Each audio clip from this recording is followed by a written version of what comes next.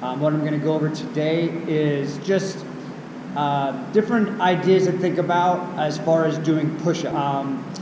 In my opinion, a lot of people don't do them the best possible way. I don't want to necessarily say that they're wrong, but I like to have people do them a little bit different.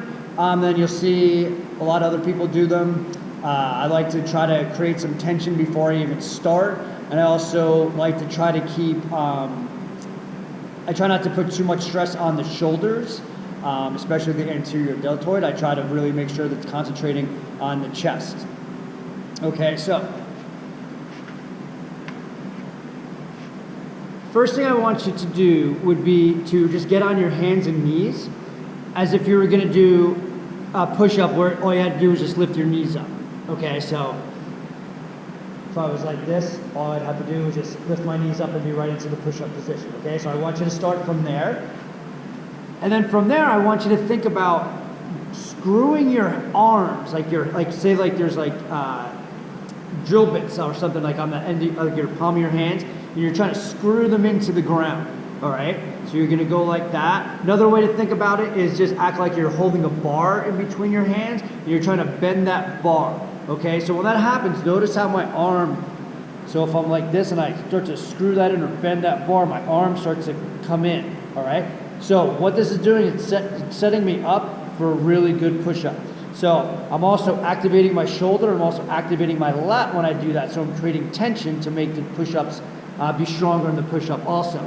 So I'm just gonna screw those arms in or bend that bar, however you wanna look at it. Then I'm gonna come up, and then from here, now I already got tension in my lats and my shoulders, especially my lats. I really feel strong right here. Lower myself down, and then drive back up. So notice where my elbows are, okay? They're right next to my body. They're not flaring out. So the biggest thing that I see people doing that, to me, I think that it can cause some shoulder problems, and I have seen people with shoulder problems, and I think this is one of the reasons why, is you'll see people, they'll do push-ups and they go out with their elbows out like this, all right? When you do that, you're putting a lot of pressure on that anterior deltoid in your shoulder. Another way to look at it too is if you ever see people when they bench press, so they'll be on the ground, or they'll be on the bench and they'll bench press, but their elbows are out really, really wide when they bench press, and then they sit up, and you see it all the time, especially young kids, like high school kids, and they start doing this.